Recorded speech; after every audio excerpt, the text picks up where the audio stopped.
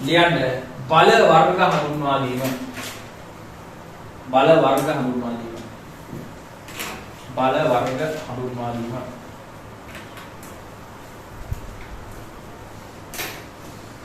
බල වර්ග හඳුන්වා දීම.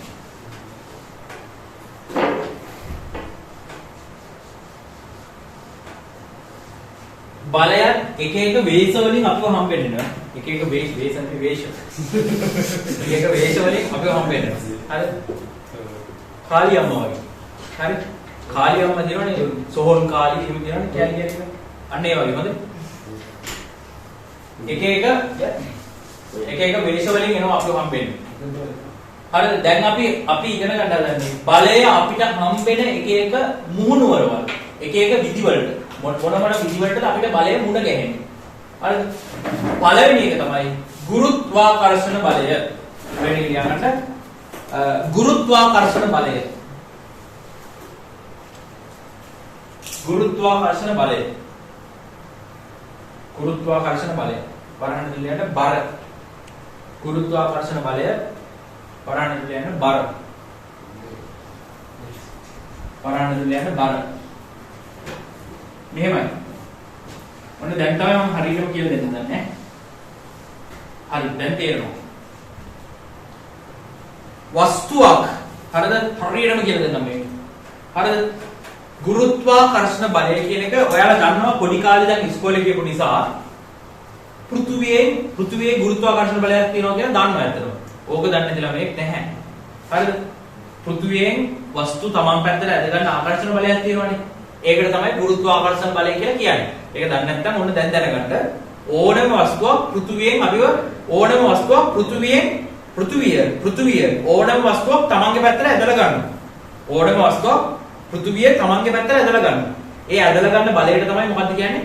ගුරුත්වාකර්ෂණ බලය කියලා. ඕනම වස්තුවක් පෘථුවියෙන් තමන්ගේ පැත්තට ඇදලා ගන්නවා. ඒ ඇදලා ගන්න බලයට තමයි කියන්නේ ගුරුත්වාකර්ෂණ බලය කියලා. හරිද? right. දැන් පෘථුවියේ ගුරුත්වාකර්ෂණ බලයක් තියෙනවා කියලා ඔයාලා පිළිගන්නවනේ. ඔයාලා පිළිගන්නවනේ පෘථුවියේ ගුරුත්වාකර්ෂණ බලයක් තියෙනවා කියලා. ෂුවර්ද? ඔව් ෂුවර්. පෘථුවියේ ගුරුත්වාකර්ෂණ බලයක් තියෙනවා. මට ගුරුත්වාකර්ෂණ බලයක් තියෙනවා. මට ගුරුත්වාකර්ෂණ බලයක් තියෙනවා. මට කවුරු හරි මගේ පැත්තට ඇදලා ගන්න පුළුවන් ගුරුත්වාකර්ෂණ බලයක් තියෙනවා. පෘථුවියට ගුරුත්වාකර්ෂණ බලයක් තියෙනවා. පෘථුවියට පුළුවන් තමන්ගේ වටේ තියෙන වස්තු තමන් දෙසට ඇදලා ගන්න. අපි මේ පෘථුවියේ ඇලිලා ඉන්නේ ඇත්තටම. අපි පෘථුවියේ ඇලිලා ඉන්නේ. ඇයි පෘථුවියේ ඇලිලා ඉන්නේ? පෘථුවියේ ගුරුත්වාකර්ෂණයෙන් අපිව එහා පැත්තට ඇදලා තියාගෙන ඉන්නේ. හොඳේ. ගුරුත්වාකර්ෂණ බලයෙන් අපිව එහා පැත්තට ඇදලා තියාගෙන ඉන්නේ. ඒක නිසා අපි පෘථුවියේ ඇලිලා ඉන්නේ. හරි? පෘථුවියේ අපි ඇලිලා ඉන්නේ. අපිට යන්න බෑනේ. යන්න බෑ මේ යන්න ගියත් ආයෙ පෘථුවියට ඇදලා ගන්නවා අපිව. හරිද? හරිද? යන්න ගියත් ආයෙ අපිව පෘථුවියට ඇදලා ගන්නවා. හරි ඒ ඇයි පෘථුවියේ ගුරුත්වාකර්ෂණ බලය නිසා පෘථුවියෙන් වස්තු තමන්ගේ පැත්තට ඇදලා ගන්න නිසා මට තියෙනවද ගුරුත්වාකර්ෂණ බලය? මට තියෙනවද ගුරුත්වාකර්ෂණ බලය? තියෙනවා. මටත් තියෙනවා ගුරුත්වාකර්ෂණ බලය. මටත් පුළුවන් වස්තු මගේ පැත්තට ඇදලා ගන්න. වස්තු මගේ පැත්තට ඇදලා ගන්නවා කියන එකෙන් අදහස් කරේ අත් දෙකෙන් ඇදලා ගන්න එක නෙවෙයි හොඳ. මගේ ඇඟටත් පුළුවන් වස්තු මගේ පැත්තට ඇදලා ගන්න. කොටින්ම කියනවා නම් මටත් තියෙනවා ගුරුත්වාකර්ෂණ බලය. මගේ ඇඟටත් තියෙනවා ගුරුත්වාකර්ෂණ බලය. දැන් ඔයාලට තේරෙනවද මම ඔයාව මගේ පැත්තට ඇදලා ගන්නවා වගේ ඔයාලට ෆීල් වෙනවද? බොරු කියන්න එපා. ෆීල් වෙනවද? ඔව්ද නැද්ද? ඔව්ද නැද්ද? ඔයාව මගේ පැත්තට ඇදලා ගන්නවා වගේ ඔයාලට දැනෙනවද නැද්ද? දැනෙන්නේ නැහැ. ඒ වුණාට ඔයාව මම මගේ පැත්තට ඇදලා ගන්නවා. ඔයාව මම මගේ පැත්තට ඇදලා ගන්නවා. ඔයාලට දැනෙන්නේ නැහැ. දැනෙන්නේ නැති වුණාට මම ඇදලා ගන්නවා. හැබැයි ඒ ඇදලා ගන්නේ ඒ අදින බලය ඔයාලට දැනෙන්නේ නැහැ. හේතුව තමයි ඒක නොසලකිය හැකි තරම් කුඩා බලයක්. ඒක නොසලකිය හැකි තරම් කුඩා බලයක්. විස්තර කරන්න. ඕනෑම වස්තුවක් හරිද? ඕනෑම ස්කන්ධයක්. පෘථිවිය විතරක් නෙවෙයි පෘථිවිය විතරක් නෙවෙයි ඕනෑම ස්කන්ධයකට පුළුවන් තවත් ස්කන්ධයක්.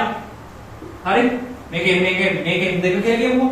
ඕනෑම ස්කන්ධයකට පුළුවන් තවත් ස්කන්ධයක් තමන්ගේ පැත්තට ඇදලා ගන්න. හරිද? ඕනෑම පුළුවන් නෙවෙයි ඕනෑම ස්කන්ධයක් තවත් ස්කන්ධයක් තමන් පැත්තට ඇදලා ගන්නවා මෙහෙම. මේ ස්කන්ධය විසින් මේ ස්කන්ධය තමන්ගේ පැත්තට මෙහෙම ඇදලා ගන්නවා. හරිද? මේ ස්කන්ධය විසින් මේ ස්කන්ධය තමන්ගේ පැත්තට ඇදලා ගන්නවා. මේ ස්කන්ධය නිකන් බලාගෙන උඩ බලාගෙන ඉන්නෙත් නැහැ. මේ ස්කන්ධය විසින් මේ ස්කන්ධය තමන්ගේ පැත්තට ඇදලා ගන්නවා. හරි? ඕනෑම ස්කන්ධ දෙකක් අනිවාර්යයෙන්ම එකිනෙකාට ආකර්ෂණය වෙනවා. ඒ කියන්නේ මේ ස්කන්ධයට පුළුවන් මේ ස්කන්ධයට පුළුවන් මේ ස්කන්ධය තමන්ගේ පැත්තට ඇදලා ගන්න. මේ ස්කන්ධයට පුළුවන් මේ ස්කන්ධය තමන්ගේ පැත්තට ඇදලා ගන්න. හොඳයි? ඕනෑම ස්කන්ධ දෙකක් එකිනෙකාව තම තමන්ගේ පැත්තට ආකර්ෂණය කරගන්නවා. මම මෙයාව මගේ පැත්තට අදිනවා මෙයා මාව එයාගේ පැත්තට අදිනවා. තේරුණාද? ඕනෑම ස්කන්ධ දෙකක් එකිනෙකාව ආකර්ෂණය කරගන්නවා. හරිද? හැබැයි මෙන්න මේ ආකර්ෂණය කරගන්න බලය තියෙනව නේද? මේ ආකර්ෂණය කරගන්න බලය වස්තුවේ ස්කන්ධය වැඩි වෙනකොට වැඩි වෙනවා. හරිද? මේ වස්තුව විසින් මේ වස්තුව තමන්ගේ පැත්තට ඇදලා ගන්නවනේ. මේ වස්තුවේ ස්කන්ධය වැඩි වෙන්න මේ යොදන බලයක් වැඩි වෙනවා. හරිද? මේ වස්තුවේ ස්කන්ධය වැඩි වෙන්න මේක ලොකු වෙන්න ස්කන්ධය වැඩි වෙන්න මේ ඇදලා ගන්න ආකර්ෂණ බලය වැඩි වෙනවා. හරිද? ඒ කියන්නේ මෙහෙමයි. දැන් මම මෙයාව මගේ පැත්තට ඇදලා ගන්නවා. මෙයාත් මාව එයාගේ පැත්තට ඇදලා ගන්නවා. ඒ වුණාට මට දැනෙන්නේ නැහැ. මෙයා මාව මෙයාගේ පැත්තට අදිනවා කියලා මට දැනෙන්නේ නැහැ. හේතුව මෙයාගේ ගුරුත්වාකර්ෂණ බලය මෙයා මාව ඇදලා ගන්න ඇති කරන බලය ගුරුත්ව බලය නොසලකිය හැකි තරම් කුඩායි. මෙයා විසින් මාව එයාගේ පැත්තට ඇදලා ගන්න ඇති කරන බලය නොසලකිය හැකි තරම් කුඩායි. ඒකට හේතුව මෙයාගේ ස්කන්ධය ගොඩාක් අඩුයි. මෙයාගේ ස්කන්ධය ගොඩාක් අඩු නිසා මෙයා විසින් ඇති කරන ගුරුත්වාකර්ෂණ බලය ගොඩාක් අඩුයි. මගේ ස්කන්ධය ගොඩාක් අඩු නිසා මම විසින් මෙයා මත ඇති කරන ගුරුත්වාකර්ෂණ බලය ගොඩාක් අඩුයි. හැබැයි පෘථිවිය කියන්නේ සෙල්ලම් එකක් නෙමෙයි. හරිද? පෘථිවිය ආරය දල වශයෙන් කිලෝමීටර් 64000ක් විතර. කිලෝමීටර් 64000ක් විතර අරේ තියෙන ලොකු ගෝලයක්. විශාල ගෝලයක්. ඒතකොට එයාගේ ස්කන්ධය සෑහෙන වැඩි. මහ විශාල ස්කන්ධයක් තියෙනවා. ඒ විශාල ස්කන්ධයක් තියෙන නිසා එයාගේ ස්කන්ධය ගොඩාක් වැඩි නිසා එයා ඇති කරන ගුරුත්වාකර්ෂණ බලය ගොඩාක් වැඩි. තේරෙනවනේ? එයාගේ ස්කන්ධය ගොඩාක් වැඩි නිසා එයා ඇති කරන ගුරුත්වාකර්ෂණ බලය ගොඩාක් වැඩි. ඒක නිසා අපිට ඒක දැනෙනවා. අපි චූටිනේ. අපි චූටි නිසා අපිට ඒක දැනෙනවා. අපිට ඒක දැනෙන නිසා අපි ඇලිලා ඉන්නවා. තේරෙනවනේ? ඇත්ත කතාව මගේ ඇඟට තියෙන ගුරුත්වාකර්ෂණ බලය. මගේ ඇඟේ ගුරුත්වාකර්ෂණ බලයක් තියෙනවා. හැබැයි ඒක ඔයාලට දැනෙන්නේ නැහැ. ඇයි? ඒකේ තාම පොඩි ගුරුත්වාකර්ෂණ බලයක්. හොඳේ? හැබැයි මගේ ඇඟේ තියෙන ගුරුත්වාකර්ෂණ බලය මගේ ඇඟේ ඉන්න ඇඟි බලන්න දැනෙනවා ඇතිනේ. මගේ ඇඟේ ඉන්න බැක්ටීරියාවන්ට උන්ට දැනෙනවා ඇති මගේ ඇඟේ තියෙන ගුරුත්වාකර්ෂණ. හරි? හැබැයි ඔයාලට දැනනවද? ඔයාලට දැනෙන්නේ නැහැ. තේරුණාද මොකක්ද කියන්නේ? ඒ කියන්නේ පෘථිවියේ ගුරුත්වාකර්ෂණ බලය දැනෙනවා. පෘථිවියෙන් අපිව එයාගේ පැත්තට ඇදගන්න බලය අපිට දැනෙනවා. හැබැයි පොඩි ස්කන්ධ වලින් තමන්ගේ පැත්තට වස්තුන් තමන්ගේ පැත්තට ඇදගන්න බලය අපිට දැනෙන්නේ නැහැ. දැන් මට හිතලා කියන්න හදේ ගුරුත්වාකර්ෂණයේ බලයද වැඩි වෙන්න ඕනේ පෘථිවියේ ගුරුත්වාකර්ෂණ බලයද වැඩි වෙන්න ඕනේ? හදේ ගුරුත්වාකර්ෂණ බලයද වැඩි වෙන්න ඕනේ පෘථිවියේ ගුරුත්වාකර්ෂණ බලයද වැඩි වෙන්න ඕනේ? ඔය කියපු විදිහට. හදේ ගුරුත්වාකර්ෂණ බලයද වැඩි වෙන්න ඕනේ පෘථිවියේ ගුරුත්වාකර්ෂණ බලයද වැඩි වෙන්න ඕනේ? හදේද පෘථිවියද? පෘථිවිය. ඇයි පෘථිවියේ ගුරුත්වාකර්ෂණ බලය වැඩි වෙන්න ඕනේ? පෘථිවියේ ස්කන්ධය වැඩි. ස්කන්ධය වැඩි නම් ගුරුත්වාකර්ෂණ බලය වැඩි. ස්කන්ධය අඩු නම් ගුරුත්වාකර්ෂණ බලය අඩුයි. හරිද? ස්කන්ධය වැඩි නම් ගුරුත්වාකර්ෂණ බලය වැඩි. ස්කන්ධය අඩු නම් ගුරුත්වාකර්ෂණ බලය අඩුයි. දැකලා තියෙනවද නීල් ආම්ස්ට්‍රෝන් හදට ගිහිල්ලා ඉන්නවා. පැන නැවිදින්. තේරෙනවද? ඇයි එකපාරක් අඩිය දෙන මෙහෙම පැන්නොත් එම අක්කරයක් විතර ගිහින් තමයි යා පැත්තෙන් වැටෙන්නේ. ඒකට හේතුව ගුරුත්වාකර්ෂණ බලය අඩුයි. හදේ පොළොවට ඇදගැනීමේ හැකියාව අඩුයි. ඒ නිසා උඩ ගියොත් උඩ ගිහිල්ලා තමයි වැටෙන්නේ. හරිද? වැටෙන්නේ නැහැ නේද ඒක? මෙහෙම උඩ පැනනොත් මෙහෙම උඩ ගිහිල්ලා කොහොම වැටෙන්නේ? තේරෙනවද? දැන් පෘථිවිය එහෙම පුළුවන්ද? පෘථිවිය දැන් ටක් ගාලා ඇදලා ගන්නවා පෘථිවියට. ගුරුත්වාකර්ෂණ බලය වැඩි. ඒකයි හේතුව. හරි. එච්චර දේවල් ටෙක්නොලොජි සිලබස් එකේ නැහැ. මම නිකන් වටපිටාව ගැන පැහැදිලි කරේ පොඩ්ඩක් දැනගෙන ඉන්න ඕන නිසා. හොඳේ? රයිට්. කොහොම හරි පෘථිවියෙන් ඇති කරන බලයට තමයි ගුරුත්වාකර්ෂණ බලය කියලා කියන්නේ. හරිද? පෘථිවියෙන් ඇති කරන බලයට තමයි ගුරුත්වාකර්ෂණ බලය කියලා කියන්නේ. රයිට්. ලියමු. මෙහෙම ලියන්න. පෘථුවිය මත ඇති සෑම වස්තුවක් මතම පෘථුවිය මත ඇති සෑම වස්තුවක් මතම පෘථුවිය මත ඇති සෑම වස්තුවක් මතම පෘථුවිය මත ඇති සෑම වස්තුවක් මතම පෘථුවිය මත ඇති සෑම වස්තුවක් මතම පෘථුවිය මත ඇති සෑම වස්තුවක් මතම ගුරුත්වාකර්ෂණ බලය ක්‍රියාත්මක වේ. පෘථුවිය මත ඇති සෑම වස්තුවක් මතම ගුරුත්වාකර්ෂණ බලය ක්‍රියාත්මක වේ. පෘථුවිය මත ඇති සෑම වස්තුවක් මතම ගුරුත්වාකර්ෂණ බලය ක්‍රියාත්මක වේ. පෘථුවිය මත ඇති සෑම වස්තුවක් මතම ගුරුත්වාකර්ෂණ බලය ක්‍රියාත්මක වේ. පෘථුවිය මත ඇති සෑම වස්තුවක් මතම ගුරුත්වාකර්ෂණ බලය ක්‍රියාත්මක වේ. එහි ක්‍රියාලක්ෂය වස්තුවේ ගුරුත්ව කේන්ද්‍රයයි. ඒක තේරුම් ගන්න ඕනේ නැහැ. ඒක තේරුම් ගන්න ඕනේ නැහැ ඔන්න මෙලියක්. එහි ක්‍රියාලක්ෂය වස්තුවේ ගුරුත්ව කේන්ද්‍රයයි. එහි ක්‍රියාලක්ෂය වස්තුවේ ගුරුත්ව කේන්ද්‍රයයි.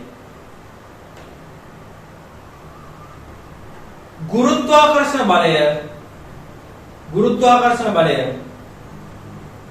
වස්තුවේ බර ලෙස හඳුන්වයි. ගුරුත්වාකර්ෂණ බලය වස්තුවේ බර ලෙස හඳුන්වයි. ගුරුත්වාකර්ෂණ බලය වස්තුවේ බර ලෙස හඳුන්වයි. ගුරුත්වාකර්ෂණ බලය වස්තුවේ බර ලෙස හඳුන්වයි. ගුරුත්වාකර්ෂණ බලය වස්තුවේ බර ලෙස හඳුන්වයි. හරි.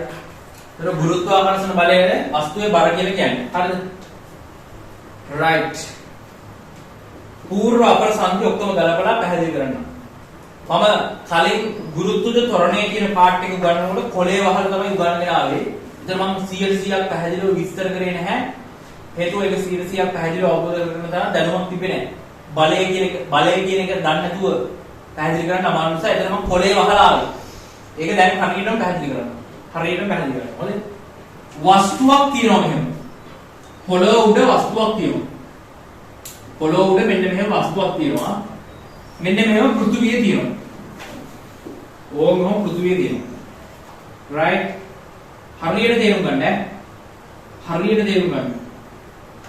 භෞතික විද්‍යාව කියන එක හරියට තේරුම් ගන්න ඕනේ. හරිද? ගොඩාක් ළමයි කරන වැරද්දක්. භෞතික විද්‍යාව කුණුහරුප දදා කටපාඩම් කරන්න එපා. මම නම් ආසම නැහැ. හොඳේ. භෞතික විද්‍යාව කුණුහරුප දාලා කටපාඩම් කරන්න එපා. රසායන විද්‍යාව ජීව විද්‍යාව කටපාඩම් කරලා ප්‍රශ්නයක් නැහැ. ඒත් ඉතින් ජීව විද්‍යාව රසායන විද්‍යාව හැම තේරුම් ගන්න ඕන නම් හොඳයි. තේරුම් ගන්න අමාරු නම් කුණුහරුප දාලා කටපාඩම් කරාට ප්‍රශ්නයක් නැහැ. හැබැයි භෞතික විද්‍යාව කුණුහරුප දාලා කටපාඩම් කරන මම කණිකර විරුද්ධයි. මොකද භෞතික විද්‍යාව වගේ ලස්සන විෂයක් කුණුහරුප දාලා කටපාඩම් කරොත් කැත වෙනවා. කැත වෙනවා කියන්නේ කුණුහරුප කැත නිසා නෙවෙයි. ඒ විෂයේ තියෙන අවබෝධය නැති වෙලා යනවා. හරිද? මේක හොඳටම විස්තර කරන්නම්කෝ. දැන් වස්තුවක් මෙහෙම මේ වස්තුවක් පොළොව උඩ මෙහෙම තියෙනවා කියලා හිතන්නකෝ. මේ පෘථුවිය. හොඳයි? මේ පෘථුවිය. මේ වස්තුව. හොඳයි? මේ පෘථුවිය මේ වස්තුව. දැනට තියෙන අවබෝධයේ මට්ටමට කියලා දෙන්න තව ටිකක් ඉස්සරහට යනකොට තව ටිකක් ගැඹුරින් කියලා දෙනවා. තාම ගුරුත්ව කේන්ද්‍රය එහෙම කියන්නේ මොකක්ද කියලා විස්තර කරලා නැහැ. තාම නෝට් එකේ නිල වශයෙන් විස්තර කරලා නැහැ. විස්තර කරලා නැති නිසා දැනට තේරෙන මට්ටමට කියන්නම්. දැනට තේරෙන මට්ටමට කියලා ගුරුත්ව කේන්ද්‍රය ඉගෙනුවාට පස්සේ හරියටම පැහැදිලි කරන්න. හොඳයි? මෙහෙම. දැන් වස්තුවක් තවත් වස්තුවක් එකිනෙකාව ආකර්ෂණය කරගන්නවා කියලා දන්නවනේ. එක වස්තුවක් විසින් තවත් වස්තුවක් තමන්ගේ පැත්තට ආකර්ෂණය කරගන්නවා. කොටින්ම කියනවා නම් පෘථුවියෙන් මේ වස්තුව තමන්ගේ පැත්තට අදිනවා.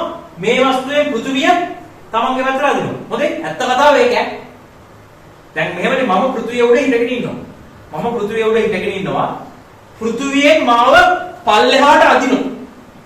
පෘථුවියෙන් මාව පල්ලෙහාට අදිනවා. හරිද? මමත් මොකද කරන්නේ? මමත් පෘථුවිය උඩට අදිනවා. දෙකම වෙනවද? පෘථුවියෙන් මාව පල්ලෙහාට අදිනවා. මම පෘථුවිය උඩට අදිනවා. දෙකම වෙනවා. හරිද? ඌ මාව පල්ලෙහාට ඇදගෙන ඉන්නවා. මම ඌ උඩට ඇදගෙන ඉන්නවා. හරි? දෙන්නට ඇදගෙන ඉන්නේ. එතකොට දෙන්න කොහොමද ඇලවිලා ඉන්නේ? හරිද?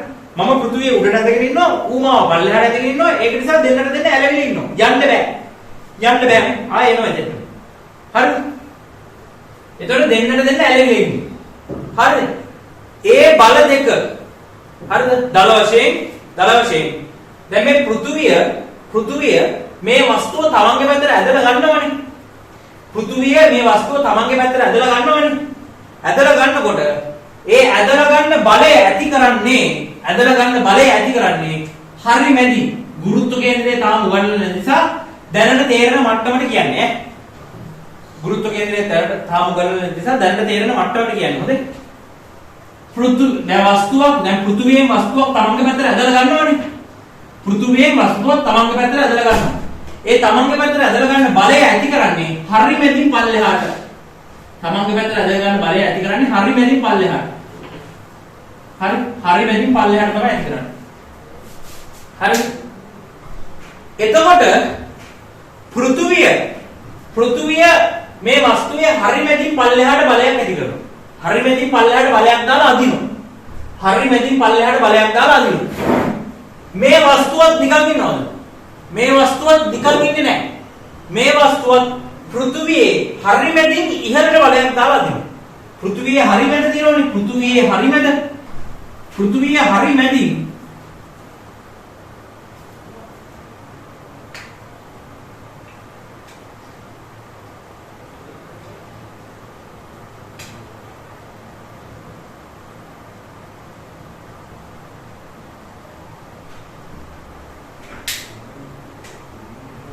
පෘථුවියේ හරි මැදින් ඉහළට බලයක් දාලා අදිනවා. හොඳයි. පෘථුවියේ හරි මැදින් ඉහළට බලයක් දාලා අදිනවා. හරි. අහන්න. මේ බලය ඇති කරන්නේ කවුද? මේ බලය ඇති කරන්නේ කවුද? පෙට්ටියද පෘථුවියද? මේ බලය ඇති කරන්නේ මම මේ ඇඟිල්ලෙන් පෙන්නන බලය ඇති කරන්නේ පෙට්ටියද පෘථුවියද? පෙට්ටියද පෘථුවියද? පෙට්ටිය තමයි පෘථුවිය උඩට අදින්නේ. හරිද? පෙට්ටිය පෘථුවියේ ගුරුත්ව කේන්ද්‍රය මත බලයක් දාලා කියන්නේ පෙට්ටිය පෘථුවිය හරි මැද මත බලයක් දාලා පෘථුවිය උඩට අදිනවා. පෘථුවිය මොකද කරන්නේ? පෘථුවිය පෙට්ටිය හරි මැද මත බලයක් දාලා පෙට්ටිය පල්ලෙහාට අදිනවා. හොඳේ? දෙන්නට ඇද ගන්න. මේ බලය ඇති කරන්නේ කවුද? පෙට්ටියද පෘථුවියද? මේ බලය ඇති කරන්නේ පෙට්ටියද පෘථුවියද? පෘථුවියේ පෙට්ටිය හරි මැද මත බලයක් දාලා පල්ලෙහාට අදිනවා. මේ බලය ඇති කරන්නේ පෘථුවිය. පෘථුවිය තමයි පෙට්ටිය හරි මැද මත බලයක් දාලා පල්ලෙහාට අදිනවා. පෙට්ටිය හරි මැද මත බලයක් දාලා පල්ලෙහාට අදිනවා. මේ බලය ඇති කරන්නේ පෙට්ටිය පෘථුවියේ හරි මැද මත බලයක් දාලා උඩට අදිනවා. පෙට්ටිය පෘථුවියේ හරි මැද මත බලයක් දාලා උඩට අදිනවා. එතකොට දැන් මේ බල දෙක එකම රේඛාවක් තියෙන්න ඕන. හොඳේ? මේ බල දෙක එකම රේඛාවක් තියෙන්න ඕන. ක්‍රියා ප්‍රතික්‍රියා උත්තරා ගන්න. නිව්ටන්ගේ තුන්වෙනි නියමය කියන්නේ සෑම ක්‍රියාවකටම විශාලත්වයෙන් සමාන වූ දිශාවෙන් ප්‍රතිවිරුද්ධව ප්‍රතික්‍රියාවක් හටගනී කියලා. හරිද? නිව්ටන්ගේ තුන්වෙනි නියමයේ දල වශයෙන් ගොත් සෑම ක්‍රියාවකටම විශාලත්වයෙන් සමාන වූ දිශාවෙන් ප්‍රතිවිරුද්ධව ප්‍රතික්‍රියාවක් හටගනී කියලා තමයි කියන්නේ. ඒක තමයි මේ විස්තර කරන්න හදන්නේ. අහන්න. මේ පෘථුවිය මේ වස්තුව මත පල්ලෙහාට බලයක් දාලා අදිනවා. වස්තුව පෘථුවිය මත ඉහළට බලයක් දාලා අදිනවා. හරිද? අහගන්න. හැම ක්‍රියාවකටම ප්‍රතික්‍රියාවක් තියෙනවා.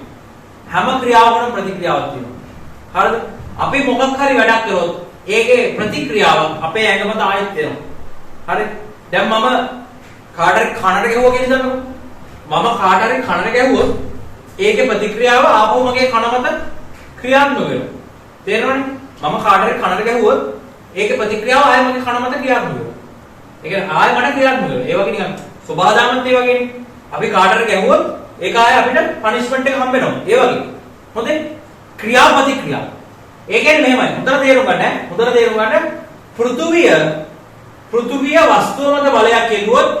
පෘථුවිය වස්තුව මත බලයක් යොදුවොත් වස්තුවත් පෘථුවිය මත බලයක් යොදනවා. ක්‍රියාපතික්‍රියා.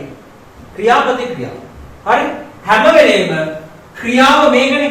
පෘථුවිය වස්තුව මත බලයක් යොදන එක තමයි ක්‍රියාව. වස්තුව පෘථුවිය මත බලයක් යොදන එක තමයි ප්‍රතික්‍රියාව. හරි?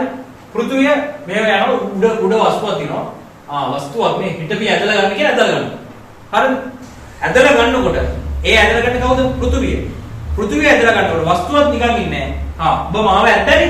උඹ මාව ඇත්තනේ මම උඹව අදිනවා කියලා ඒ වගේම බලයක් දාලා අදිනවා. හරි ඒ වගේම දැන් ක්‍රියාපතික්‍රියා කියන එක ඒ වගේ. දැන් ළමයේ කවුරුහරි ළමයේ පාඩුවේ පාඩම් කර කර ඉන්නවා. පාඩුවේ පාඩම් කර කර ඉඳි ළඟ ඉන්න එක ඉරක් අදිනවා. අතේ පාඩුවේ පාඩම් කරගෙන ඉඳි ළඟ ඉන්න එක අතේ ඉරක් අදිනවා. ඊට පස්සේ මොකද කරන්නේ? අඩෝ ඉර සෙන්ටිමීටර 2යි. බෙත් අත දීපන්. කියලා සෙන්ටිමීටර 2ක ඉරක් අදිනවා. ක්‍රියාපතික්‍රියා. හරිද? ක්‍රියාපතික්‍රියා. ක්‍රියාවට සමානයි ප්‍රතික්‍රියාව. ක්‍රියාවට සමානයි ප්‍රතික්‍රියාව. හොඳේ? තේරෙනවනේ? ඔබ මට ගැහුවට මම ඔබට ගහනවා. එකයි කනට ගැහුවේ එකක් ගහපන්. තේරෙනවනේ? ක්‍රියාපතික්‍රියා දෙක සමානයි. ඒතකොට මෙයා F බලයක් දාලා මෙයාව ඇද්දානම් මෙයා තනිවාරෙන් කොච්චර බලයක් දාලාද උඩට අදින්නේ පෘථිවිය. පෘථිවියේ F බලයක් දාලා පෙට්ටිය පල්ලෙහාට ඇද්දානම් පෙට්ටිය කොච්චර බලයක් දාලාද පෘථිවිය උඩට අදින්නේ?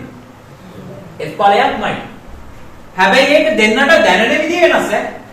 දෙන්නට දැනෙන විදිය වෙනස්. ඒක වෙනම කතාවක් ඈ. ක්‍රියාපතික්‍රියාව තියෙන්නේ මෙයා මත ක්‍රියාවක් ඇති කරා නම් ඒකේ ප්‍රතික්‍රියාව මෙයා විසින් මෙයා මත ඇති කරනවා. හැබැයි මෙයා ලොකුයි. මෙයා ලොකු නිසා ඒ ප්‍රතික්‍රියාව මෙයාට දැනෙන්නේ නැහැ. මෙයා පොඩි. ඒක නිසා මේ ප්‍රතික්‍රියාව එයාට දැනෙනවා. තේරුණානේ? දැන් පොඩි බබෙක් කලුතෙන් ඉපදෙලා ගේනවා. චූටි බබෙක් කලුතෙන් ඉපදෙලා ගේනවා. හරිද? එයාගේ අයියා ඉන්නවා. ගෙදර ඉන්නවා අයියා. හරිද? පොඩි බබාගේ අත වැදෙනවා මේකගේ ඇඟේ. මල්ලි මට ගැහුවා කියලා ඌත් ඒහා සමාන බලයක් දීලා මුට ගහනවා. මූ මෑරෙනවා. තේරුණානේ? මුට දැනුණාට ඒකේ ප්‍රතික්‍රියාව මුට දෙනකොට මුට ඒක දැනෙනවා. හැබැයි ඒ වගේම බලයක් මුට දුන්නා මුට ඒක දැනනවද? දැනෙන්නේ නැහැ. ඒ වස්තු දෙකට ඒක දැනෙන නොදැනෙන එක වෙනම කතාවක්. හරිද? වස්තු දෙකට ඒක දැනෙන නොදැනෙන එක වෙනම කතාවක්. ඒ වුණාට අපි ක්‍රියාවක් කරොත් ඒකේ ප්‍රතික්‍රියාව අපි මත ආයෙත් එනවා. හොඳේ ඉස්සරහට යනකොට තේරෙයි ඈ. දැන් බලය ඉගෙන ගන්න පටන් ගත්ත විතරනේ. මේක ටික ටික තමයි තේරෙන්නේ. හොඳේ එකපාරට තේරෙන්නේ නැහැ. එකපාරට තේරෙන්නේ නැහැ. ටික ටික ඉස්සරහට යනකොට තමයි හොඳට ක්ලියර් තේරෙන්නේ. දැන් ටික ටික තේරීගෙන එන්නේ. තාම 100ක් තේරෙන්නේ නැහැ. මොකද අගට යනකම් උගල්ලා නැහැනේ. අග හරියට යනකොට තමයි හොඳටම තේරෙන්නේ. හොඳේ තාම හරියටම තේරෙන්නේ නැහැ. හරිද? බලය කියන්නේ අන්න ඒ වගේ පාඩමක්. අන්න ඒකත් ඉස්සර කරන්න ඕනේ. බලය කියන පාඩම හරියටම සෙට් වෙන්නේ අන්තිමට ගියාට පස්සේ.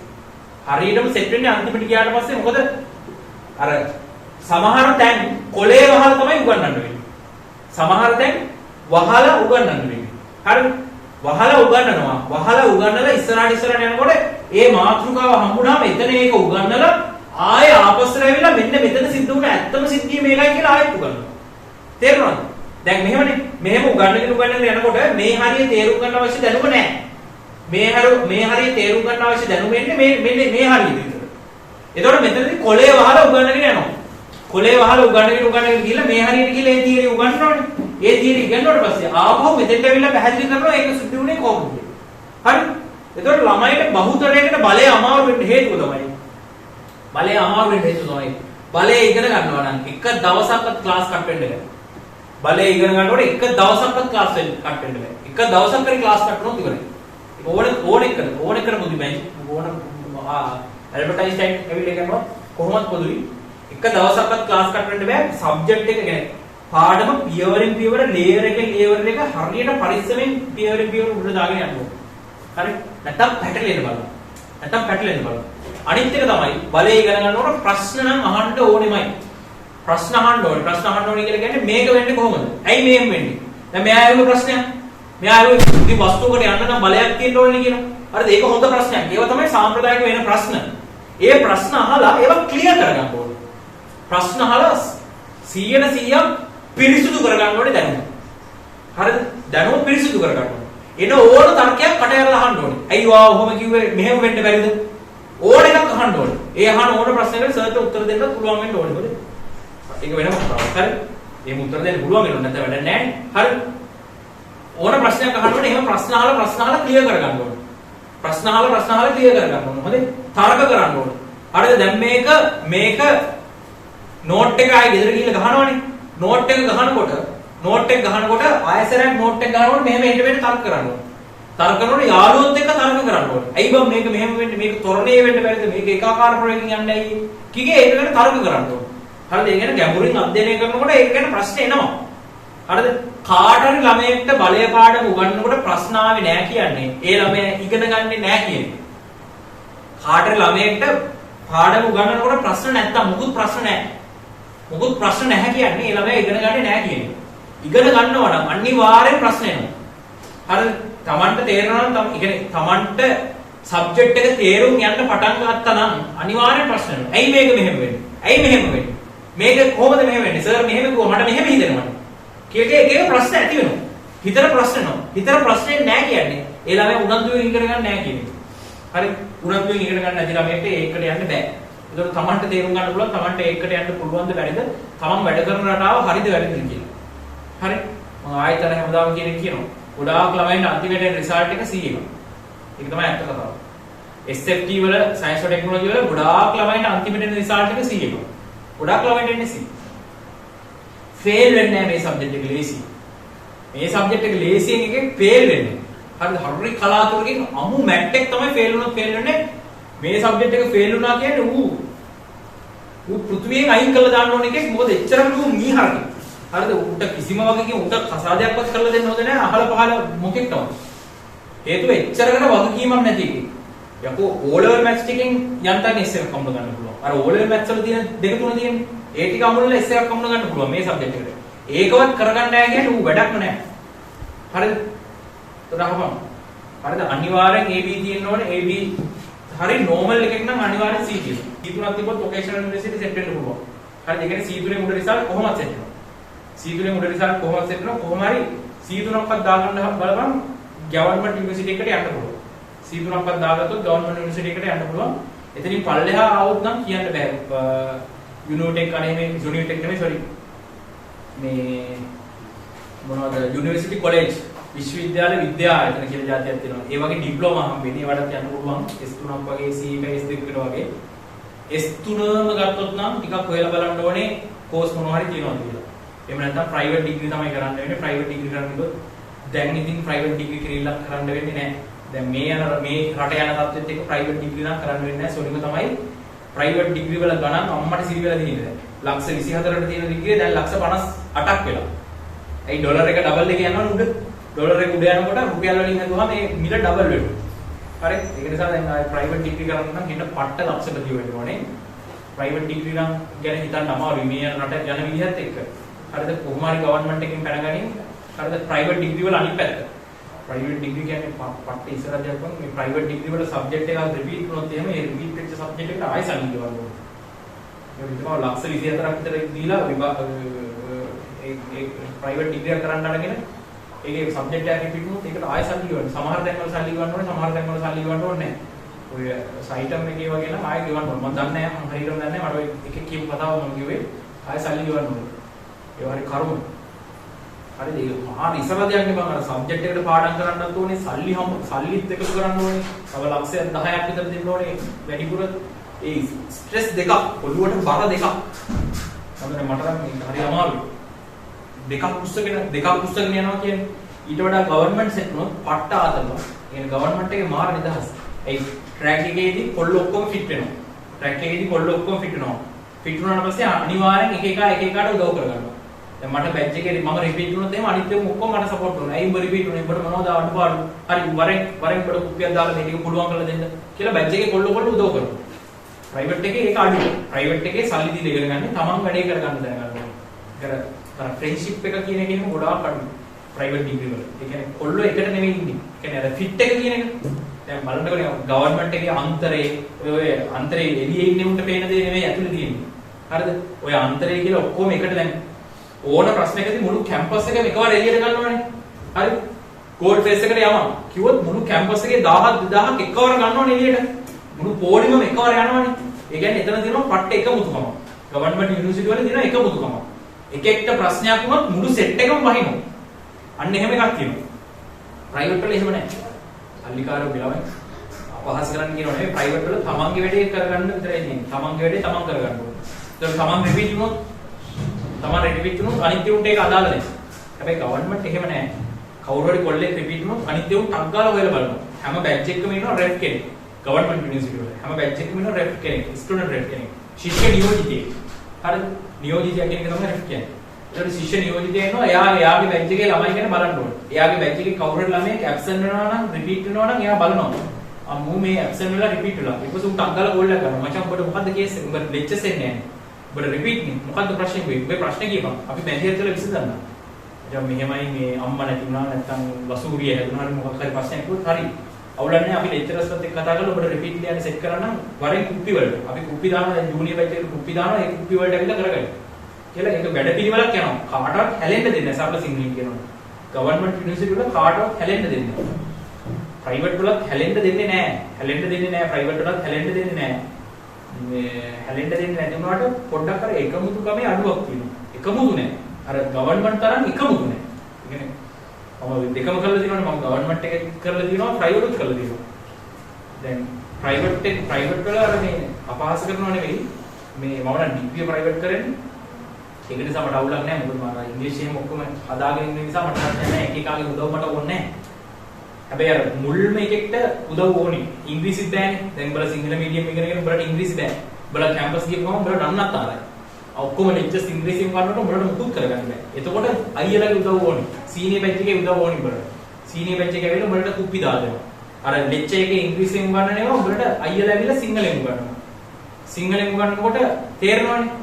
ඒ තේරුම් ගත්ත දේ උන් කියලා දෙනවා. සිංහලෙන් උගන්වලා උන් කියලා දෙනවා එක්සෑම් එකට ලියන්නේ මෙහෙමයි. ඕක ඉංග්‍රීසියට පරිවර්තනය කරලා ලියන්නේ මෙහෙමයි කියලා කියලා දෙනවා.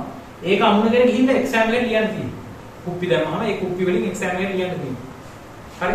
ඒක ලේසි. ඒක ලේසි. අනිත් එක මොකක් හරි කරනොත් එimhe අනිත් එක සපෝට් කරනවා. අනිත් එක රිපීට් වුණොත් සල්ලි ගෙවන්න ඕනේ නැහැ. රිපීට් වුණොත් සල්ලි ගෙවන්න රිපීට් කරනවා. රිපීට් වෙච්චාම ලබන පාඩලි කියලා ආසරෙක ඉන්න පුළුවන්. ප්‍රයිවට් එකේ එහෙම බෑ. රිපීට් කරනවා. රිපීට් වෙච්චාම ලක්ෂ 5ක් දීලා ආයෙ දෙනවා. බෑ නේද? තේරෙන්නේ අමාරුයි. තේරෙන්නේ. ඉතින් අපි ස්ටාස් කියන්නේ ඔය සමහර තැන්වල එහෙම සමහර තැන්වල රිපීට් වුණොත් ආයෙ සල්ලි ගෙවන්න සමහර තැන්වල නැහැ. ප්‍රයිවට් යන්නේ බබා ගවර්න්මන්ට් ඵලයන් යන්න පුළුවන් නිකන් ඉගෙන ගන්න තියෙන එක. හරි කොහොම හරි කාගෙන මේ මොහොතේ කාගෙන වැඩ කරනවා. සමහර වෙලාවට කෙලින්ම ප්‍රයිවට් ඩිග්‍රී දානවා කියලා හිතාගෙන ඉන්නවා. ප්‍රයිවට් ඩිග්‍රී දීලා බලමු ප්‍රයිවට් ඩිග්‍රී වලට දීලා බලමු මොකද වෙන්නේ කියලා. ඔය උඹලා ප්‍රයිවට් ඩිග්‍රී කියලා උඹලා ඩිග්‍රී රෙජිස්ටර් වෙන එක විතරනේ දන්නේ. ඩිග්‍රී රෙජිස්ටර් වුණාට ඩිග්‍රී මේ රෙජිස්ටර් වෙන්නේ හැම එකම අනිත් පැත්තෙන් එළියට දාන්නේ නැහැ හොඳ. දැන් රජයේ කැම්පස් එකට ඇතුල් වෙන හැම ළමයෙක්ම අනිත් පැත්තෙන් එළියට යනවා නේද? රජයේ කැම්පස් එකට ගියොත් ඒ රජයේ කැම්පස් එකට ඇතුල් වෙන හැම එකෙක්ම අනිත් පැත්තෙන් එළියට යනවානේ. හේතුව මොකද? රජයේ කැම්පස් වල තියෙන එකමුතුකම. ඇතුළට එන හැම එකම ඇදගෙන යනවා. වරෙන් පාඩම් කරන්නේ නැත්නම් ඌට කියලා දෙනවා. තේරෙන්නේ නැති කෙනෙක් කිව්වොත් ඌට කියලා දෙනවා. කියලා දීලා ඌ එක්සෑම් පාස් කරනවා වටේ ඉන්න කොල්ලෝ ටික. හරි. එහෙම පාස් කරලා තල්ලු කරලා අරගෙන යනවා. හරි. ඒක තමයි විදිය. ඒ කියන්නේ මෙහෙමයි. දැන් ඕක මම ටක්කල මෙහෙදි කරලා දාන්න. මේ දැන් එක එකාට මම දැන් ඌට ගෙදර ප්‍රශ්න. ඔබට ගෙදර ප්‍රශ්න නැහැ. හරිද? ඒකෝර ඔබ පාඩම් කරන කාලෙට ඔබ පාඩම් කළා ඔබට පුළුවන් මූට කියලා දෙන්න. තේරුණාද? දැන් මූට ප්‍රශ්න නැහැ ඔබට ප්‍රශ්න. ඊළඟ අවුරුද්දේ. එතන ඔබ වැඩ කරන්නේ නැහැ මූ වැඩ කරනවා. එතන මූ වැඩ කරලා මූට කියලා දෙන්න. තේරුණාද? ඒ කියන්නේ එක එක්කෙනාගේ අත්අල්ලගෙන තමයි යන්නේ. ඒ කියන්නේ අවුරුදු 4ම හැමෝටම එක දිගට වැඩ කරන්න බෑ. එක එක්කෙනා වැඩ කරන්නේ එක එක කාලවලට. තමන් වැඩ කරන කාලෙට තමන් අනිත් අයට උදව් කරනවා. එතකොට අනිත් අය වැඩ කරන කාලෙට තමන් අනිත් අයගෙන් උදව් ගන්නවා. එහෙම අල්ලගෙන එක පොදියේ යන්නේ. පොදියම එකට යන්නේ. මුළු බැච් එකම එකට යන්නේ. හරි? බැච් ෆිට් එක කියලා කියන්නේ ඔකට. බැච් ෆිට් එක කියන්නේ මොකද? බැච් එක ඔක්කොම ෆිට වෙන්න ඕනේ. බැච් එකේ හැම එකම එකට ඉන්න ඕනේ. කියලා බැච් ෆිට් එක කියලා එකක් හදනවා රැන්ක් එකේ. හරි? එහෙම එකක් තියෙනවා. ප්‍රයිවට් වලට මොකක් අවුලක් කිව්ව නෙවෙයි. කියන්නේ ගවර්න්මන්ට් ඵලයන් කියලා. ගවර්න්මන්ට් ඵලයන් ගවර්න්මන්ට් යට බැරි වුණොත් ප්‍රයිවට් ඵලයන් ප්‍රයිවට් වලට උදව් කරනවා. උදව් කරන්නේ නැත්නම් මටත් උදව් කරලා තියෙනවා. ප්‍රයිවට් වලට උදව් කරනවා. මම නම් උදව් කරනවා ප්‍රයිවට් ගවර්න්මන්ට් කියලා මට නම් අදාළ නැහැ. මම උදව් කරනවා මගේ මොකෙක් හරි උදව් ඉල්ලුවොත් ප්‍රයිවට් වලට උදව් කරනවා ගවර්න්මන්ට් වලට උදව් කරනවා. හැබැයි ඉතින් නිකන් කරන්න තියෙන එක කරපන්. නිකන් කරන්න බැරි වුණොත් ප්‍රයිවට් ඵලයන්. ඒක ඇති වැඩක් නැහැ.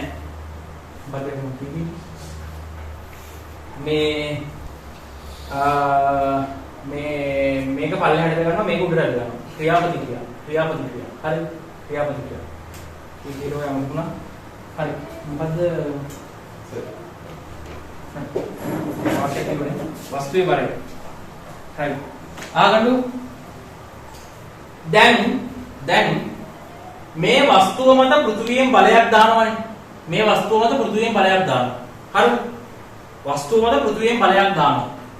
දැන් වස්තුව මෙහෙම තියලා අතෑරියොත් හොඳට අහගන්න වස්තුව මෙහෙම තියලා අතෑරියොත් වස්තුව මෙහෙම තියලා අතෑරියොත් වස්තුව අනිවාර්යෙන් උඩයයිද පල්ලෙහාට එයි.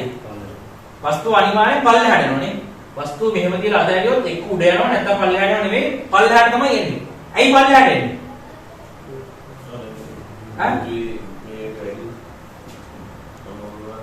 ඇයි පල්ලෙහාට එන්නේ? පෘථුවියෙන් බලයක් දෙනවා පල්ලෙහාට. පෘථුවියෙන් පල්ලෙහා දිශාවට බලයක් දෙනවා. පෘථුවියෙන් පල්ලෙහාට බලයක් දෙන නිසා මේ වස්තුව පල්ලෙහාට ගමන් කරනවා. හරි. දැන් හොඳට හිතලා කියන්න. වස්තුව පල්ලෙහාට එන්නේ ඒකාකාර ප්‍රවේගයෙන්ද ත්වරණයෙන්ද? වස්තුව පල්ලෙහාට එන්නේ ඒකාකාර ප්‍රවේගයෙන් ත්වරණයෙන්ද? ත්වරණයෙන්. හරියටම හරි. වස්තුව පල්ලෙහාට එන්නේ ත්වරණයෙන්. හේතුව මොකක්ද? හේතුව මොකක්ද? වස්තුව ඒකාකාර ප්‍රවේගයෙන් පල්ලෙහාට නෑවිත් ත්වරණයෙන් පල්ලෙහාට එන්නේ හේතුව මොකක්ද? බලයක් දෙනකොට අනිවාර්යෙන් ගම්මිතාව වැඩි වෙන්න ඕනේ. බලයක් දෙනකොට බලය මේ පල්ලෙහාට බලය දෙනකොට පල්ලෙහාට එන්න ගම්මිතාව වැඩි වෙන්න ඕනේ. බලය දෙන පැත්තට ගම්මිතාව වැඩි වෙන්න ඕනේ. ඒතර බලය පල්ලෙහාට දෙනකොට බලය දෙන පැත්තට ගම්මිතාව එන්න වැඩි වෙන්න ඕනේ. ඒ කියන්නේ බලය දෙන පැත්තට ප්‍රවේගයෙන් එන්න වැඩි වෙන්න ඕනේ. ගම්මිතාව වැඩි වෙන්න නම් ප්‍රවේගය වැඩි වෙන්න බෑ. අන්න ඒක නිසා ප්‍රවේගය වැඩි වෙනවා. ප්‍රවේගය වැඩි වෙනවා කියන්නේ ත්වරණය වෙනවා. හරිද? ඒතර වස්තුව මත පල්ලෙහාට බලයක් දෙන්න නිසා වස්තුව පල්ලෙහාට ත්වරණය වෙන්න ඕනේ. හරිද? වස්තුව අනිවාර්යෙන් ගුරුත්වාකර්ෂණ බලයෙන් පල්ලෙහාට බලයක් දෙන්න නිසා වස්තුව පල්ලෙහාට ත්වරණය වෙන්න ඕනේ. හරිද? ගුරුත්වජ ත්වරණය කියලා මාතෘකාවක් දාලා කලකට පෙර. ගුරුත්වජ ත්වරණය කියලා මාතෘකාව දාපු තැන මම කිව්වා වස්තුව එන්නේ වස්තුවක් මෙහෙම පෘථුවියේ ඉඳන් මෙහෙම පෘථුවියේ වස්තුවක් මෙහෙම අතෑරියම වස්තුවක් මෙහෙම පෘථුවියේ ඉහළ ඉඳන් අතෑරියම වස්තුව පල්ලෙහාට ත්වරණයෙන් වැටෙනවා කියලා. වස්තුව මෙහෙම පෘථුවියේ ඉහළ ඉඳන් අතෑරියම වස්තුව පල්ලෙහාට ත්වරණයෙන් වැටෙනවා කියලා ඉගෙනුවා. වස්තුව පල්ලෙහාට ත්වරණයෙන් වැටෙනවා කියලා ඉගෙනුවා. හරිද? වස්තුව පල්ලෙහාට ත්වරණයෙන් වැටෙනකොට මම කිව්වේ නැහැ ඇයි ත්වරණයෙන්ම වැටෙන්නේ කියලා. එතනදී. හරිද? ගුරුත්ව ත්වරණය ගැන උගන්වන්නේ තැනදී මම කිව්වේ නැහැ වස්තුව පල්ලෙහාට ත්වරණයෙන් වැටෙනවා. ත්වරණයෙන් වැටෙන්න හේතුව අහන්න එපා හේතුව පස්සේ කියන්න. හරිද? වස්තුවක් පල්ලෙහාට යනකොට ඒකාකාර ප්‍රවේගයෙන් වැටෙන්නත් පුළුවන් ත්වරණයෙන් වැටෙන්නත් පුළුවන්. ක්‍රම දෙකටම වැටෙන්න පුළුවන්. මේක වැටෙන්නේ ත්වරණයෙන්. හේතුව දැන් අහන්න එපා හේතුව මම පස්සේ කියන්නම් කියලා කිව්වා ඒ වෙලාවට. ඔන්න හේතුව තමයි මේ. බලයක් එනකොට වස්තුවේ මේ පැත්තට ප්‍රවේගය වැඩි වෙන්න ඕනේ. බලය යොදන පැත්තට වස්තුවේ ප්‍රවේගය වැඩි වෙන්න ඕනේ හේතුව බලය යොදන පැත්තට ගම්මිතාව වැඩි වෙන්න ඕනේ නිසා. බලය යොදන පැත්තට ගම්මිතාව වැඩි වෙන්න ඕනේ නිසා ඒ පැත්තට ප්‍රවේගය වැඩි වෙන්න ඕනේ. හරි. ඒක නිසා ගුරුත්වාකර්ෂණ බලය තියෙන නිසා තමයි වස්තුව පල්ලෙහාට ත්වරණය වෙන්නේ. ගුරුත්වාකර්ෂණ බලය තියෙන නිසා තමයි වස්තුව පල්ලෙහාට ත්වරණය වෙන්නේ. හරි. තේරුණාද? ඒවා පූර්ව රබර් සම්දි ගලපලා හැමතැනම සම්බන්ධතා හරියට තේරුම් ගන්න. හරි. සම්බන්ධතා තියෙනවා හැමතැනම. සම්බන්ධතාවත් එක්ක මේක වෙන්නේ මේ හේතුව නිසා. මේක වෙන්නේ මේ හේතුව නිසා. හරිද? හේතුත් එක්ක හැමතැනම කලකලා කියන්නේ හැමතැනම ඔය මුළු සිලබස් එක පුරාවටම කොටින්ම කියනවා. තාපය පාඩමට කාර්යශක්තිය පාඩම සම්බන්ධයි. කාර්යශක්තිය පාඩමට බලය පාඩම සම්බන්ධයි. බලය පාඩම අස්සෙත් එක කියලා එකිනෙකට සම්බන්ධයි. හැමතැනම එකිනෙකට සම්බන්ධයි. ඒ සම්බන්ධතා සබ්ජෙක්ට් එක ඇතුලේ එල්ලී ඉන්න සබ්ජෙක්ට් එක ඇනලයිස් කරනකොට සබ්ජෙක්ට් එක ඇතුලේ තියෙන සම්බන්ධතා හොඳට ක්ලියර් තේරෙනවා. සබ්ජෙක්ට් එක ඇතුලේ තියෙන සම්බන්ධතා හොඳට ක්ලියර් තේරෙනවා. හරිද? එහෙම තේරුම් ගන්න පටන් ගත්තා පස්සේ හොඳට සබ්ජෙක්ට් එක තේරුම් ගත්තට පස්සේ අන්තිමේදී සුපිරි රිසල්ට් එකකට යන්න පුළුවන්. අන්තිමේදී සුපිරි රිසල්ට් එකකට යන්න පුළුවන්. අයිලන්ඩ් රෑන්ක් එක, ඩිස්ට්‍රික්ට් රෑන්ක් එක වගේ පට්ටම රිසල්ට් එකකට යන්න පුළුවන්. හරිද? සිතාප්ට කියන්නේ හරියටම සබ්ජෙක්ට් එක තේරුම් ගන්න. හරියටම සබ්ජෙක්ට් එක තේරුම් ගන්න අනිවාර්යෙන් අයිලන්ඩ් රෑන්ක් එකට යන්න පුළුවන්. අනිවාර්යෙන් යන්න පුළුවන්. මම දන්නවනේ සබ්ජෙක්ට් එකේ තත්ත්වය. සබ්ජෙක්ට් එකේ තත්ත්වය මම හොඳට දන්නවා. සබ්ජෙක්ට් එකේ කොල්ල වැඩ කරන විදිහ ගැන මම හොඳට දන්නවා. සබ්ජෙක්ට් එක ක්ලියර් තේරුම් ගනින් S3ක් ගන්න අනම්මන රෙද්දවල් නම් හිතන්න එපා. එහෙම රෙද්දවල් නැහැ. S3ක් ගත්තට වැඩකුත් නැහැ. අනිවාර්යෙන් A3ක් ගන්න ඕනේ. A3ක් අනිවාර්යෙන් ගන්න ඕනේ. මම උගන්වන්නේ A3කට. A3කට උගන්වන්න බෑ. A1කට උගන්වන්නේ. SFT වලට A1කට උගන්වන්නේ. බෑ. හරිද? SFT වලට A1කට උගන්වන්නේ අනිවාර්යෙන් ඒකක් ගනින් සබ්ජෙක්ට් එක ක්ලියර් තේරුම් ගනින් සබ්ජෙක්ට් එක 100% ක්ලියර් තේරුම් ගත්තාම අනිවාර්යෙන් ඒකක් එනවා. රෑන්ක් එකක් ඒද කියලා කියන්න බෑ. හරිද?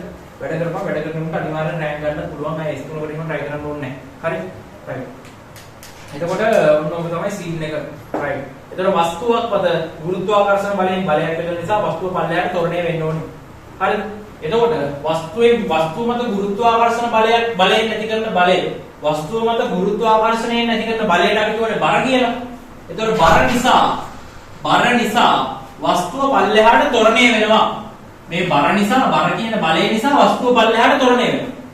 වස්තුව පල්ලෙහාට ත්වරණය වෙන්නේ ගුරුත්වජ ත්වරණයෙන් කියලා අපි කතා කරා. වස්තුව පල්ලෙහාට ත්වරණය වෙන්නේ ගුරුත්වජ ත්වරණයෙන්. වස්තුව පල්ලෙහාට ත්වරණය වෙන්නේ ගුරුත්ව ත්වරණයෙන්. දැන් මම මේ වස්තුවට x සමානයි මේ දානවා. මේ වස්තුවට x සමානයි මේ දානවා. හොඳයි. ඒතර වස්තුවේ බර සමානයි වස්තුවේ ස්කන්ධය වාරය ත්වරණය. වස්තුවේ බර කියලා කියන්නේ වස්තුවේ ස්කන්ධය වල වස්තුවේ තොරණේ. වස්තුව පල්ලෙහාට වෙන තොරණේ. එතකොට වස්තුවේ බර W weight එක ස්කන්ධය වස්තුවේ ස්කන්ධය සිම්පල් m කියලා කියන්නකො. වස්තුවේ ස්කන්ධය සිම්පල් m. වස්තුවේ ස්කන්ධය සිම්පල් m වාරයක් වස්තුව පල්ලෙහාට බර නිසා පල්ලෙහාට වෙන තොරණේ කීයද?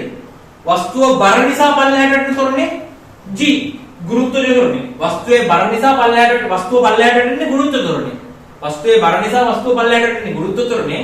වස්තුවට F සමානයි මේ දැන් මම F කියන්නේ බර W හරිද? බර weight එක. බර මම W කියලා දානවා weight එක කියන අදහසෙන්. බර කියන බලය සමාන වෙනවා ස්කන්ධ m වාරයක් පල්ලෙහාට වෙන තොරණේ G. එතකොට W සමානයි mg කියලා පදයක් හැදෙනවා. W සමානයි mg කියලා පදයක් හැදෙනවා. බර සමානයි ස්කන්ධය වාරයක් ගුරුත්ව තොරණේ. බර සමානයි ස්කන්ධය වාරයක් ගුරුත්ව තොරණේ කියලා පදයක් හැදෙනවා. right? හරිද? right.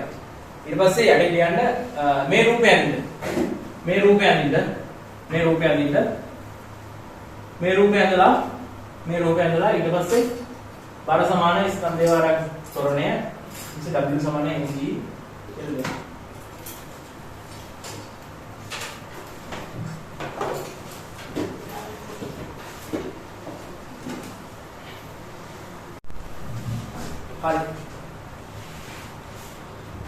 හරි. මම මේ උදාහරණ මම කැමති නෑ. හොඳේ මේක කැතයි මේ උදාහරණ මම කැමති නෑ. ඒ වුණාට ඉතින් මම මේක කියනවා.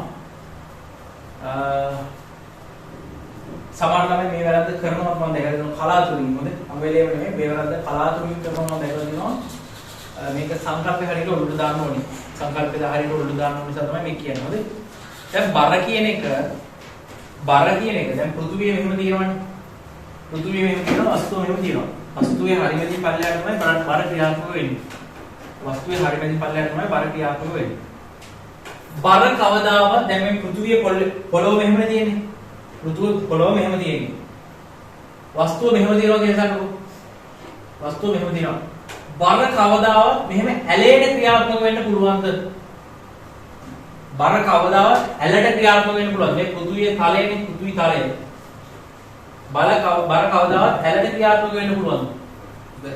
බර ඇලට ක්‍රියාත්මක වෙන්නේ නැහැ කවදාවත්. හේතුව බර යන්නේ පෘථුවියේ ගුරුත්ව කේන්ද්‍රයේ දිශාවට. තේරෙනවද? මේ බර කියන බලය තියෙන්නේ පෘථුවියේ ගුරුත්ව කේන්ද්‍රයේ දිශාවට. මෙහෙම ගුරුත්ව කේන්ද්‍රයේ දිශාවට. එතකොට ඒකේ දිශාව මෙහෙම ගන්නකොට බර කියන බලයේ දිශාව මෙහෙම ගන්නකොට ඒකේ දිශාව වෙන්නේ පෘථුවියේ පෘෂ්ඨයට ලම්බව. පෘථුවියේ පෘෂ්ඨයට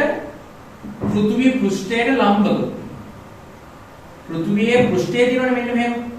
පෘථුවියේ පෘෂ්ඨයට ලම්බව. ඇයි මේ බර කියන එක කෙලින්ම යන්නේ පෘථුවියේ ගුරුත්ව කේන්ද්‍රයට. එතකොට පෘථුවියේ පෘෂ්ඨයේ මෙහෙම ඉරක් යනදොත් එහෙම ඒ ඉරට ලම්බව තමයි බර තියෙන්නේ අනිවාර්යයෙන්. ඒ ඉරට ලම්බව තමයි බර තියෙන්නේ. ඒ කියන්නේ බර කියන එක කෙලින්ම පල්ලෙහාට තියෙනවා. ඒ කියන්නේ පෘථුවියේ මෙහෙම තියෙනවා නම් පෘථිවි පෘෂ්ඨය අපිට මෙහෙම නෙවෙන්නේ තිරස්වනේ. පෘථිවි පෘෂ්ඨය තිරස්වනේ වෙන්නේ.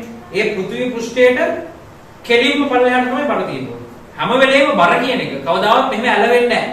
බර කියන එක අනිවාර්යෙන් පෘථිවි පෘෂ්ඨයට ලම්බකයි. හේතුව බර කියන එක යන්නේ කෙලින්ම බර කියන බලයේ දිශාව කෙලින්ම බර කියන බලයේ දිශාව වැටලා තියෙන කෙලින්ම පෘථිවියේ ගුරුත්ව කේන්ද්‍රයට. ඒ කියන්නේ පෘථිවියේ මැදට.